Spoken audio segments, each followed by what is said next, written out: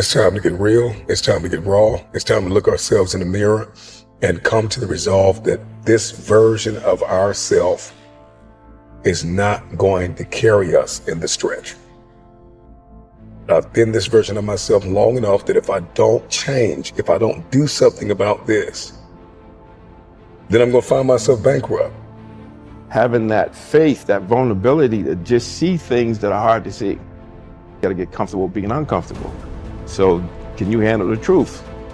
It's a question. And if you can't, then if you see that, then you can say, well, if I'm going to change, I'm going to have to figure out how to deal with that discomfort until the point that I can see what I need to see, then I can change it. So it's the persistence of continuing to do something until you can do it. Can't is not an option. It's either I will or I won't. I know I can, but I will or I won't, and that's the thing. And in some cases, you may try your hardest and you just don't win, or you don't pass a test, or you don't succeed. That's part of life. Understanding it's going to take hard work, discipline, and learning how to work with other people in order to get to the next level. There's not other people that aren't holding you back. Your boss isn't holding you back. Your parents aren't holding you back. Those are excuses. To me, there's no such thing as luck, okay? All luck is preparation meeting opportunity. Plain and simple. Once I realized that I could get better at anything, it dawned on me that how I spend my time is a spiritual consideration. And I didn't want to die with potential that I failed to turn into skill set. That, to me, that speaks to me. How much of my potential can I actually turn into skill set and get good at this stuff and push and grow and improve? Like, that to me is just this incredibly intoxicating feeling. And waking up every morning with a desire to adapt, with a desire to change. Stand out today. Be different. Become something different. Stop lying to yourself and stand up and become something with worth, something with more than you've ever been. Your goals that you set for yourself, that's your power. Your ambition is your power. It's about how hard you can get hit and keep moving forward. How much you can take and keep moving forward. You have to electrify and get all the things that are necessary within you to start doing the things that you need to do. So when the time comes, you can kick down that door and move towards the possibilities of being the best of who you really are. Learning how to concentrate, learning how to focus in, deciding that you're going to focus to develop your skills. You'll be surprised of the ideas that will come to you, of the people that you'll be able to attract, of the opportunities that you'll be able to see. You'll begin to see things that have been standing there looking you in the face saying, I can't believe this has been here all this time. There are so many people in the world and you may be watching this right now, and you have these incredible ideas, and what you think is missing is motivation. And that's not true. Because the way that our minds are wired, and the fact about human beings, is that we are not designed to do things that are uncomfortable or scary or difficult. Our brains are designed to protect us from those things, because our brains are trying to keep us alive. And in order to change, in order to build a business, in order to be the best parent, the best spouse, to do all those things that you know you want to do with your life, with your work, with your dreams, you're going to have to do things that are difficult, uncertain, or scary, which sets up this problem for all of us. You're never going to feel like it. Why is it so hard to do the little things that would improve my life?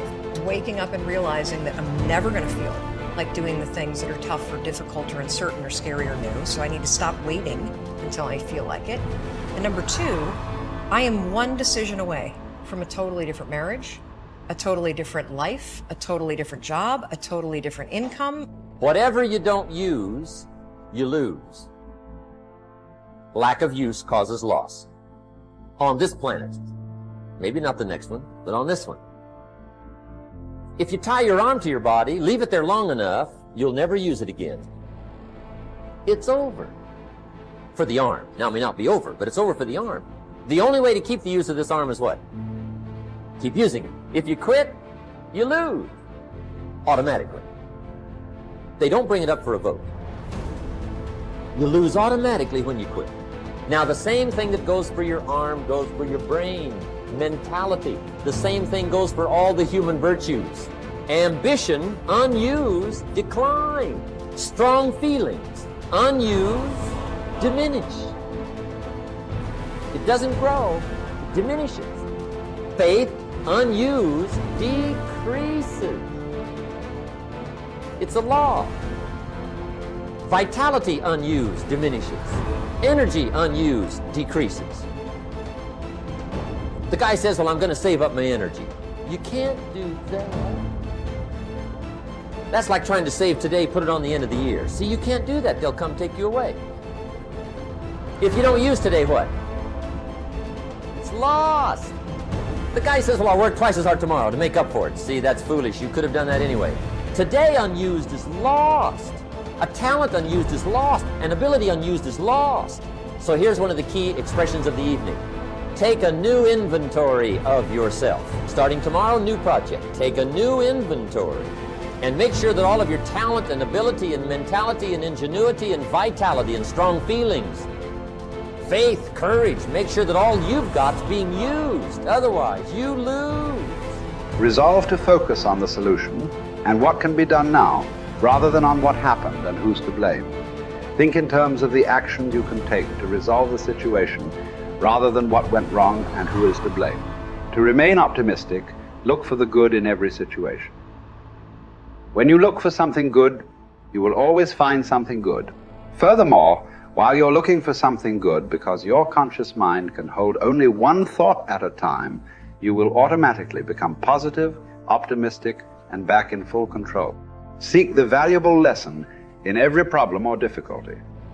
Every setback you face contains one or more lessons that have been sent to you to help you be more successful in the future.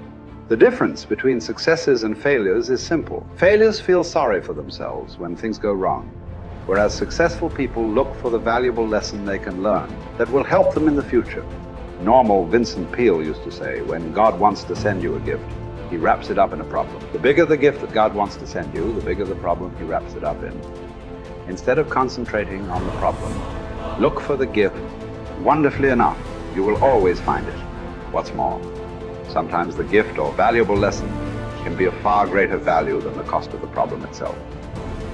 Sometimes one lesson that you learn in dealing with a problem can be the key to your long-term success. As Napoleon Hill wrote, within every problem or obstacle lays the seed of an equal or greater opportunity or benefit. Your job is to find it. Continually think of yourself as a strong, powerful, resolute person in the face of adversity. In World War, a British general was described by his superiors. There he stands like an iron peg driven into the frozen ground, immovable. Let this be an accurate description of you whenever you face difficulties or problems of any kind. Resolve to stand like an iron peg driven into the frozen ground. When you resolve in advance that you will never give up, your success is virtually guaranteed. In the final analysis, nothing can really stop you but yourself. In life, it doesn't matter how many times you get knocked down. All that matters is how many times you get back up. If you continue to get back up and press onward, you must eventually reach your goal. Each time you exert yourself, discipline to persist in the face of adversity, you also increase your self-esteem and self-confidence. Then, as your self-esteem increases, you feel stronger, more powerful, and more unstoppable. When you feel better and stronger, you become more capable of persisting the next time, and then the time after that. By disciplining yourself to persist in the face of all adversity, you put your life onto an upward spiral of self-esteem, self-discipline, and persistence until you eventually become like a force of nature. I think the best way to prove your value is to work, is to learn, is to absorb, to be a sponge. You always want to outwork your potential. You know, as hard as you believe you can work harder than that. And that's what I tried to do when I first came in the league. But, you know, basketball is such a direct competition sport that me coming in at 17, I hated when, like, my teammates would say, you know, I get hit with an elbow, right? Shaq would hit me with an elbow in practice. I always had that extra chip on my shoulder. So, like, every day in practice for me was really trying to annihilate everybody that I was playing against. I wanted to prove you don't need to babysit me. And so it's always that competitive nature, the work ethic. You curiosity. My philosophy was a very simple one. Rudy was one of my favorite films growing up. After watching that film, I come to understand if I could work that hard, what would my career be? And I made a promise to myself from that day that I was going to work that hard every single day so that when I do retire, I have no regrets. And that was the most important thing for me, is to leave no stone unturned, get better every single day. And if I lived that way, then over time, I'd have something that was beautiful. But that was my philosophy. It seems like a pretty simple one, but if you live your life to just get better every single day, you do that for 20 years, what do you have?